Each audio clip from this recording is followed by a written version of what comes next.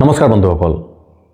পিতৃৰ দৃষ্টিত জুবিন এখন এনেকুৱা কিতাপ, যোনখন কিতাপ হয়তো পোনপ্ৰথমবাৰৰ বাবে কোনোবা পিতৃয়ে নিজৰ সন্তানৰ জীৱন কাহিনী লিখি উলিয়ালে।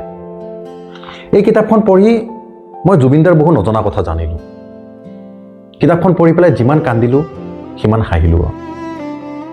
সেয়ে তেখেতৰ পিতৃ কপিল ঠাকুৰে লিখাৰ দৰে এই কিতাপখন আলোকপাত কৰি ভিডিঅ'ৰ জৰিয়তে আপোনালোকক দেখুৱাবলৈ চেষ্টা কৰিছোঁ। আৰু এই ভিডিঅ'টো প্ৰথম খণ্ড হ'ব। সেয়ে সকলোৱে মিলি বলক জুবিন জীৱনৰ এই যাত্ৰা আৰম্ভ কৰোঁ। আমাৰ মূল নিবাস আছিল শিৱসাগৰ জিলাৰ জাজি অঞ্চলৰ তামুলী চিকা গাঁৱত। গাৰ্গ গোত্ৰৰ সচল ব্ৰাহ্মণ পৰিয়াল আৰু ইতিহাসে কয় অতীজতে কনৌজৰ পৰা অহা বা আহোম ৰজাই অনা কেইটামান গাৰ্গ পৰিয়ালৰ মানুহৰ এটা ঠাল কামৰূপৰ টিহু অঞ্চলত আৰু কোনোবা এটা ঠাল শিৱসাগৰ জিলাৰ জাজিত বসতি কৰিলে। জীৱিকাৰ খাতিৰত দেউতাই কেইবাখনো বাগানত চাকৰি কৰিও নিজৰ উদ্ধত স্বভাৱৰ কাৰণে ক'তো টিকিব নোৱাৰিলে। আপোনাক আমি কামত ৰাখিব নোৱাৰোঁ।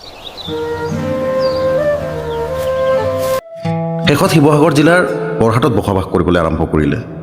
সেয়া আছিল 1954 চনৰ কথা। মই 4ৰ্থ শ্ৰেণীৰ নাম লিখিছিলোঁ। একেবাৰে অনুন্নত জেগা আছিল বৰহাট। বাগান এমখাৰ বাদে একোৱেই নাছিল। তেতিয়া কাষৰীয়া নগাসকলৰ বাবে বৰ গুৰুত্বপূৰ্ণ দেওবৰীয়া বৰহাট বজাৰ। সেই বজাৰত তেতিয়া আমি উলংগ নগা নাগিনীক বজাৰলৈ অহা দেখিছিলোঁ। ডাঙৰ হৈ শিক্ষা আৰু চাকৰিৰ সন্ধানত যোৰহাট পালোহি। ঘৰৰ গোটেই পৰিয়ালটোক ভাড়া ঘৰলৈ লগত ৰাখিব লগা হ'ল।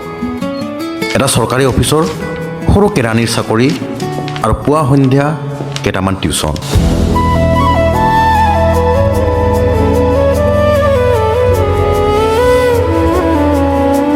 এইদৰে সংসাৰৰ নাও ডুবিও নুডুবাকৈ চলি থাকিল। জীৱনে কোনো দিশ নোলোৱা হ'ল। কিন্তু কোনোপধ্যেই ভাই ভনী আৰু নিজৰ শিক্ষাৰ জ্যোতি পঢ়িবলৈ নিদিলোঁ। নিজে BA পাছ কৰিলোঁ। ভাল চাকৰিৰ সন্ধানত ব্যস্ত থাকিলোঁ। MA পঢ়িবলৈ যাব নোৱাৰিলোঁ। কিন্তু বুজাব নোৱাৰা, নোৱাব নোৱাৰা অধ্যয়ন স্পৃহাই মোক জিলা পুথিভঁৰালৰ নিয়মীয়া পাঠক কৰি পেলালে।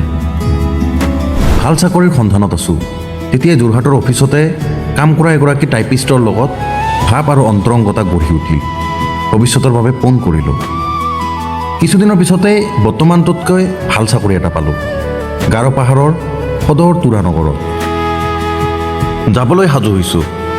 পিছে মই পঢ়োৱা ছাত্ৰ ছাত্ৰীসকলৰ অভিভাৱকবোৰ আৰু নতুনকৈ চিনাকি হোৱা বান্ধৱীজনীৰ মুখখন চাবলৈ নোৱাৰা হ'লোঁ। যি কি নহওক নতুন চাকৰিটোও এটা দুৰ্দশা হোৱা যেন লাগিল। তথাপিও আগবাঢ়িলোঁ। আগবঢ়াটোৱে কৰ্তব্য বুলি মানি। কোনোদিনেই নেদেখা নুশুনা গুৱাহাটী হৈ তুৰানগৰলৈ এক অনিশ্চিত যাত্ৰা।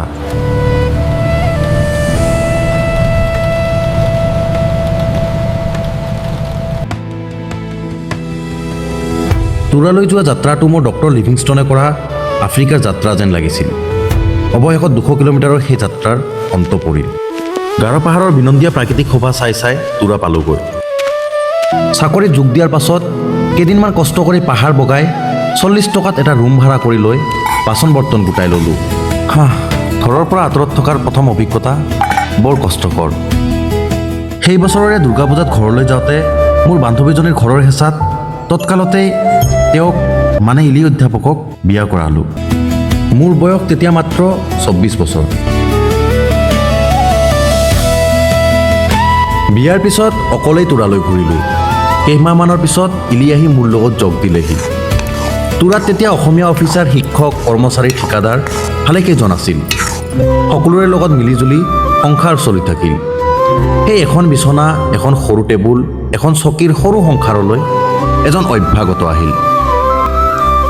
1972 চনৰ শীতকাল। নৱেম্বৰ মাহৰ 18 তাৰিখে ঢোলপুৱাতে তুৰাৰ চিভিল হস্পিটালত আমাৰ প্ৰথম সন্তান, এতিয়াৰ জুবিন গাৰ্গ আহিল।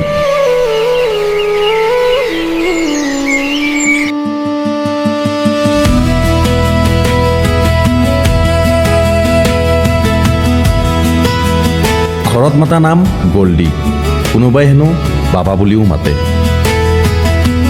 কেঁচুৱাটো ডাঙৰ দীঘল কৰাত সহায় কৰিবলৈ তেওঁৰ মাহীয়েক পুনিও আমাৰ লগত কিছুদিন আছিলগৈ। এই মাহীয়েকে গল্ডিক এজনী মাকে কৰা সাদৰেই আতুল তুলকৈ ৰাখিছিল। নতুন পিতা মাতা হিচাপে আমাৰো ব্যস্ততাৰ অন্ত নোহোৱা হ'ল। সেই সময়ৰ মোৰ প্ৰিয় সংগীতকাৰ জুবিন মেহতাৰ নাম অনুসৰি গল্ডীৰ নাম জুবিন ৰাখিলোঁ।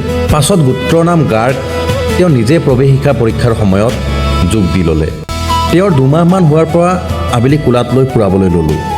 কোলাত লৈ 92টা চিৰি বগাই হাৱাখানা নামৰ মুকলি ঠাইখনলৈ ফুৰাবলৈ নিওঁ। আৰু এটা কাম কৰিলোঁ, যিটোত মোৰ পৰিবাৰৰ বা আন কাৰোৱেই মতত সমৰ্থন পোৱা নাছিলোঁ। পুৱা 4মান বজাতে উঠি মই কোঠাৰ পূব দিশৰ অৰ্থাৎ পাহাৰটোৰ ফালৰ খিৰিকীখন খুলি দিছিলোঁ প্ৰত্যেক দিনাই।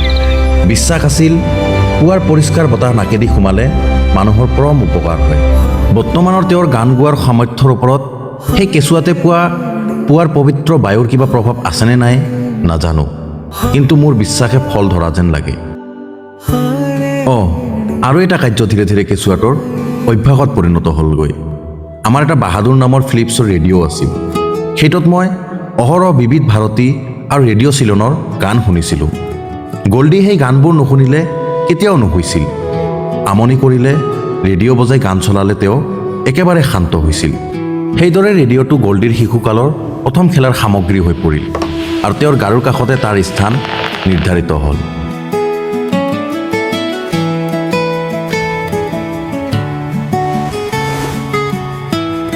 আনহাতে মোৰ পৰিবাৰৰ সুকণ্ঠী গায়িকা ইলিয়েও অসমীয়া আধুনিক আৰু লোকগীতেৰে কেঁচুৱাক সঘনে নিচুকাইছিল।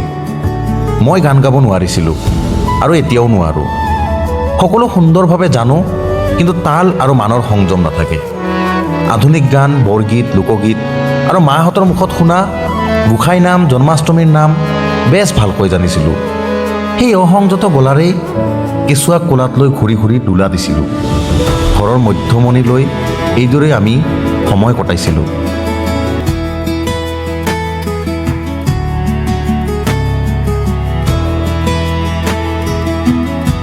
এনেই দুখৰ সংসাৰ, তাতে শিশুটিৰ আগমনে সংসাৰৰ বোজা আৰু বঢ়ালে। পুনৰ পুথি বাজি গোটাই ল'লোঁ। APSCৰ পৰীক্ষাত বহিলোঁ, চাকৰিও পালোঁ। শ্ৰম অফিচত যোগ দিবলৈ লাগে। ঘৰৰ মালিকিনীৰ আশ্ৰয়ত কুলখালী কুনিৰ সাহায্যত মাতৃ আৰু শিশুক এৰি শ্বিলঙত প্ৰশিক্ষণ লৈ আহিলোঁগৈ। সেইদৰে এদিন গৈ তেজপুৰ পালোঁগৈ। কিছুদিনৰ পাছতহে পৰিয়ালক গোটাই আনিলোঁগৈ। তেজপুৰত আমাৰ 2 বছৰীয়া চাকৰি জীৱন, জুবিনৰ শৈশৱকালৰ আৰম্ভণ। তাতেই তেওঁ খোজকাঢ়িবলৈ শিকিলে। গল্ডী ওচৰ চুবুৰীয়াসকলৰ বৰ প্ৰিয় পাত্ৰ হৈ উঠিল। পিছে তেজপুৰত বেছিদিন থকা নহ'ল। বদলিৰ চাকৰি হোৱাৰ বাবে যোৰহাটলৈ বদলি হৈ আহিলোঁ। যোৰহাটত ঘৰ এখন আছিলে যদিও ভাড়াঘৰত থাকিলোঁ। কিছুদিন সেইদৰে থকাৰ পিছত পৰিয়ালটো ডাঙৰ হোৱাৰ হেতুকে মা দেউতাহঁত বৰহাটৰ পুৰণি ঘৰলৈ গুচি গ'লগৈ। যোৰহাটত আত্মীয় সকলো মানুহ থকাৰ হেতুকে থাকিবলৈ ভাল লাগিছিল। তাতে আকৌ আগৰ বন্ধুবোৰো পাইছিলোঁ। শহুৰৰ ঘৰখনৰ পৰা বিশেষ সহায়ো পাইছিলোঁ। জুবিন তেতিয়া 5 বছৰীয়া হ'ল। চিনামৰাৰ ইংলিছ মিডিয়ামৰ স্কুল কাৰ্মেলত নাম লগাই দিলোঁ শিশু শ্ৰেণীত। সিহঁতৰ গাড়ীখনে চোলাধৰাৰ আলিমূৰৰ পৰা পুৱা লৈ যায় আৰু দুপৰীয়া থৈ যায়হি। দুপৰীয়া মাকে আনেগৈ। প্ৰথম দিনা এটা সামান্য যদিও আমাৰ কাৰণে এটা ডাঙৰ ব্যতিক্ৰম ঘটিল। যাওঁতেই ঠিকেই গ'ল, কিন্তু আহোঁতে ঘূৰি নাহিল। বাছখনে অন্য ল'ৰা ছোৱালীবোৰ নমাই দি গ'ল, কিন্তু জুবিন নাহিল।